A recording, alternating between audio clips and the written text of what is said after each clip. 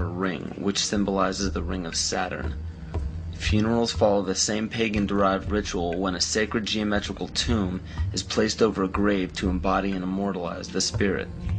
Baptism is a ritual to submerge a child in holy water to symbolize the renewal of life, just as rain replenishes the earth.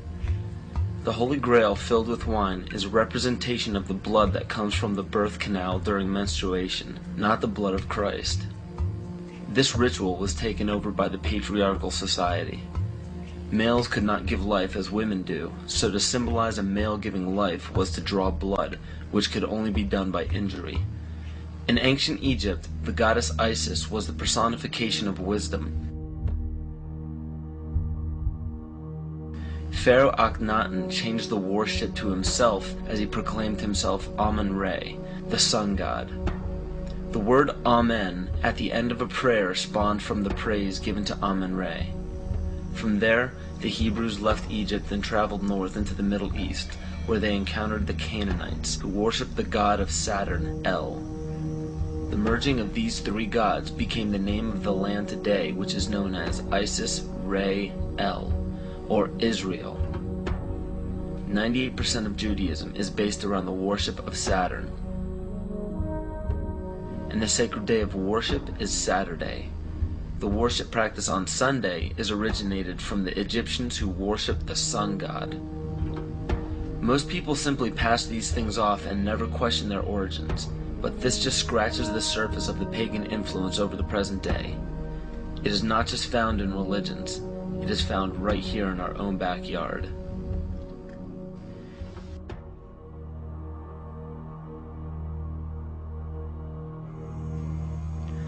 On January 22, 1783, Congress ratified a contract stating that all bills of credit emitted, monies borrowed, and debts contracted by or under the authority of Congress before the assembling of the United States in pursuance of the present Confederation shall be deemed and considered a charge against the United States for payment and satisfaction whereof the United States and the public faith are hereby solemnly pledged. The party that the U.S. owed these loans to? King George. I hope this paints a picture for you of how Great Britain funded both sides of the Revolution.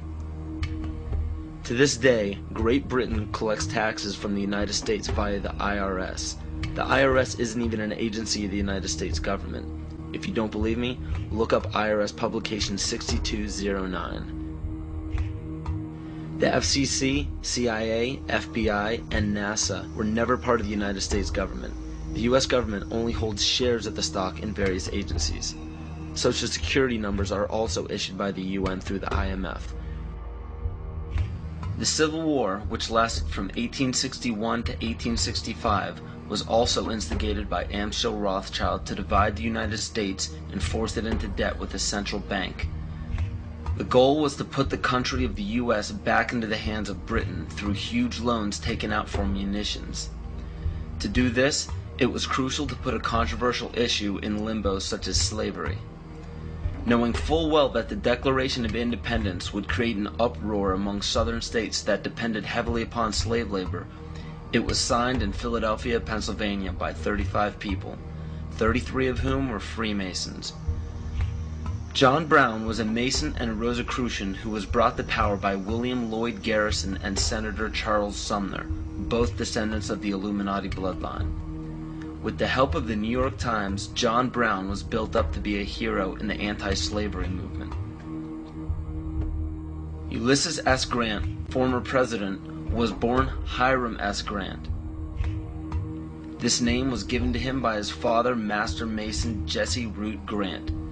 Jesse Root Grant worked for John Brown's father and then went on to work for E.A. Collins, one of the 13 Illuminati bloodlines.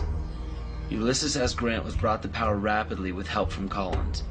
From April 1861 to May 1864, Grant went from the rank of private to commander-in-chief of the entire Union Army. Once Grant was appointed president, his cabinet consisted of 8 Freemasons, including Alphonso Taft, which was William Taft's father, who was also an ancestor of Bill Clinton.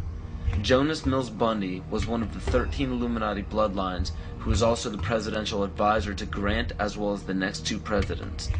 and cabinet member Columbus Delano was Franklin Delano Roosevelt's grandfather.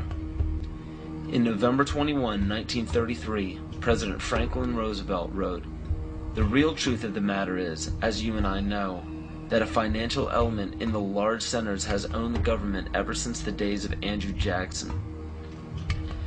Abraham Lincoln's father was A.A. Springs, who was part of the Rothschild dynasty. Lincoln's half-brother worked for Louis Cass Pasteur in the Merovingian dynasty, which was the 13th Illuminati bloodline. Pasteur also owned Jekyll Island, which was where the Federal Reserve Bank was created. In the mid-1800s, Abraham Lincoln and the Whigs were trying desperately to keep Andrew Jackson from establishing a gold standard called the Independent Treasury System. Lincoln and his party fought to set up a central bank, making such public speeches as, "Under a gold and silver standard, all will suffer more or less, and very many will lose everything that renders life desirable." This statement resounds elements of scare tactics in this speech and other speeches on the matter given by Abraham Lincoln. They give no real evidence or explanation.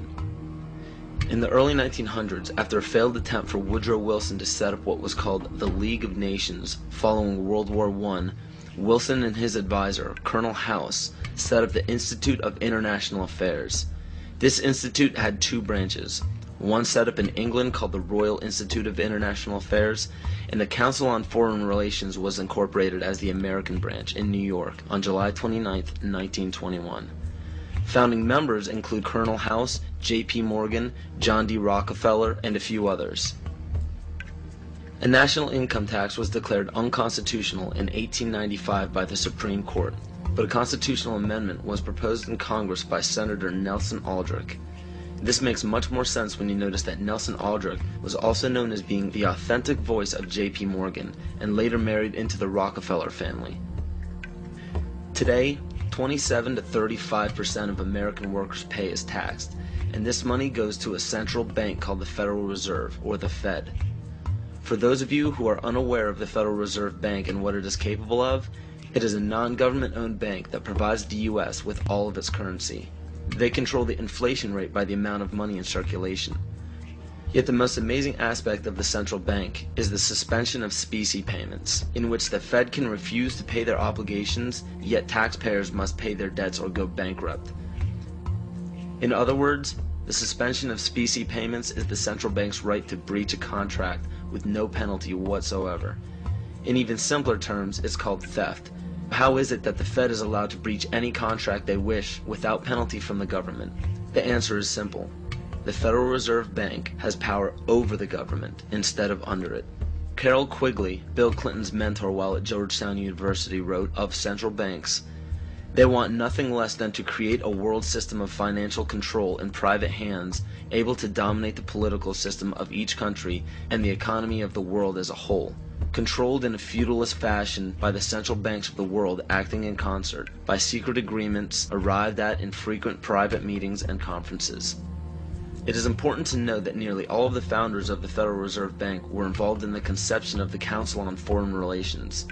Since 1934, when the Fed was established, almost every United States Secretary of State, all Secretaries of War or Defense since Henry L. Stimson, almost every head of CIA since Allen Dulles, nearly all presidential candidates, Dwight D. Eisenhower, JFK, Richard Nixon, and Bill Clinton were members of the CFR. George Bush Sr. was actually the CFR director from 1977 to 1979. Understand that all of these high-ranking government positions were lobbied into place by the organization set up by the international banking cartel. There are secret meetings held everywhere by many of the same members in the Trilateral Commission, the Bilderberg Group, the Club of Rome, the United Nations, and the two branches of the Institute of International Affairs. These groups make up what is known as the Round Table, developed by Cecil Rhodes. Other offshoots or preliminary groups are the Bohemian Group and Yale University's Skull and Bones organization, which we all know George W. Bush, George Bush Sr., and John Kerry were all a part of. Most every meeting by these groups are attended by the most powerful government officials, corporate leaders, media moguls, and royal families in the world. These meetings are held in secret and not a word of them reaches the mainstream media. How is it that so many powerful people can attend meetings alongside the mainstream media and not a mention of it makes it to the